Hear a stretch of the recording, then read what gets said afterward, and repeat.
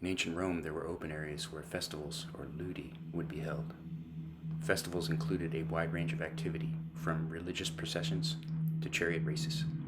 The largest of these open areas in Rome was known as the Circus Maximus.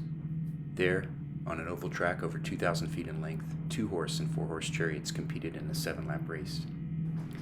These races were very dangerous, and injury or even death to horses and drivers was common. The Circus Maximus is almost as old as the city of Rome itself. It lies in a valley between Aventine and Palatine hills. The venue existed in various forms for centuries. Wooden seating was erected and expanded upon, especially during the Republican era. Many fires damaged the arena structure. Around 100 AD, Emperor Trajan rebuilt it in stone. By this time, it had the capacity to hold over 150,000 spectators. In 1980, the Avalon Hill Gaming Company produced and sold a board game simulation of the 4-horse chariot race. As a simulation, it has some abstractions to adapt to board game play, most notable of which is the lack of simultaneous movement. The game is also only 3 laps. The front straightaway is also known as the Aventine Straight, and the backstretch is the Palatine. In a 3-lap race, there are 5 physical turns that need to be negotiated, and the race finishes on the Palatine straightaway. When I found the game up in a box in my attic this fall, my wife and I thought to give it a try. After playing a practice race, we decided to play a 5-race season. We each formed a faction owning 4 chariots. Faction Apria fields chariots black, blue, red, and yellow. Faction Dadius fields chariots green, orange, purple, and white. After a brief recap of Race 1, Race 2 will be reviewed in detail. This is a Race 1 view of the third and final turn, or Via Appia end of the circus. Team Yellow led the entire race using the inside lane for the first 2 laps. Despite slipping to the outside in this turn, his victory is assured here. Team Green did well but will not catch him. Several ram attacks were executed earlier in the game. By this time, the red team chariot flipped due to wheel damage and excessive speed its horses run on. Orange, shown in pink here, flipped in the same manner on this turn. The stalwart black team ran a decent race and finished third. Our season consists of 5 races. Race 1, 3, and 5 hold more prestige and award the most season points per finishing position. Shown here are the results of Race 1 and the awarded points for each team. And here's a list of total season points for the teams.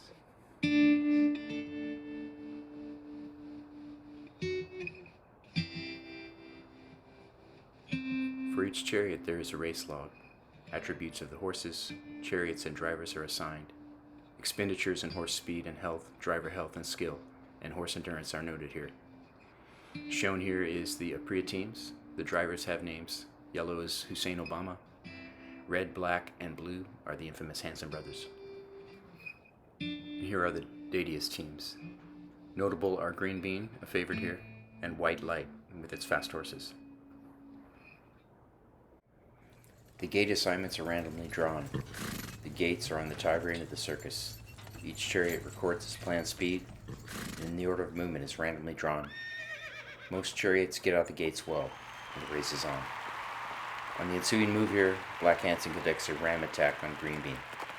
Unable to evade, Green Bean tanks the full brunt of Black's heavy chariot, causing the wheel to fail and Green Bean to flip. The driver survives. The green chariot comes to a rest on the outside wall. The sudden casualty of a race favorite shocks the crowd. Dadius' move turns dark.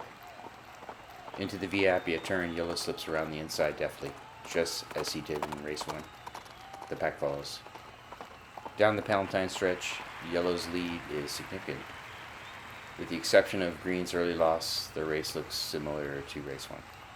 Green's horses race on. Ever positive when it comes to chariot racing, Dadius' ample enthusiasm is on display. Into the Tiber turn, with 1 lap down, Yellow mishandles the turn. The pack gains, and Red Hanson and White Light are well positioned. It's anyone's race at this point, with high traffic coming out of the Appia turn. Yellow stretches it out.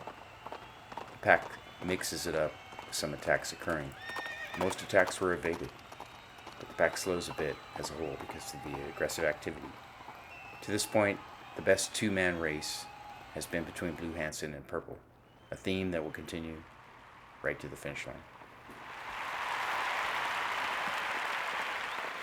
Exiting the Aventine stretch with Yellow in command, but not out of striking distance.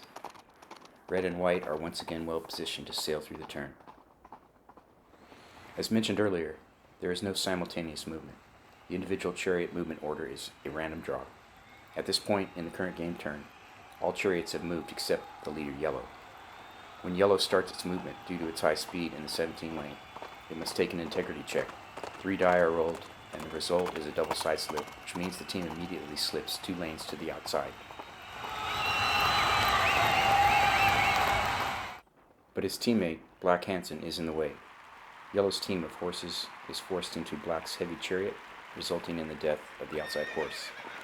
Yellow comes to a stop, unable to conduct his entire move, and must cut his dead horse away and continue on with 3. White and Red handle the turns and have an advantage now. Looking down the Palatine stretch, and it appears it's Red or White's race to win. Yellow has cut his horse and started up again. Red Hansen drifts through the center of the tiebreak turn, while White Light positions to the inside. With only 3 horses, Yellow will continue to fade. White got the better of the turn, but the 2-man race is still tight. Looking down the Aventine stretch, Red Hansen's center track position seems to be serving him well now. In the final turn, and White Light has mismanaged the approach. On the final stretch now, Red Hansen sees victory ahead. On the ensuing move, Orange moves before Blue. Due to the speed relative to the lane he is in, he is forced to side slip. His horses collide with the Blue chariot, and his left horse is killed. Black has hopes of zipping around the turn to capture 3rd. Here Red crosses the line for victory. White Light takes 2nd. Purple and Blue cross the line, numerically even. The Purple's horses have more remaining endurance points, and he takes 3rd. Well done. Black's horses were spent, and he comes in 5th. The 6-horse race between Orange and Yellow goes in Orange Pumpkin's favor.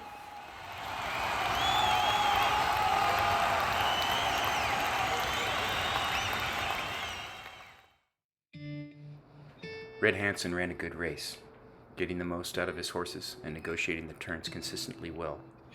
The bitterness of his last place finish is erased by his glorious victory. Emperor Domitian bestows the wreath of laurel leaves and a reward of gold coin. And here are the race results. Both races to date have been won by Faction Apria. Dadius takes 2nd and 3rd in this one, so a good showing. Race 3 awaits.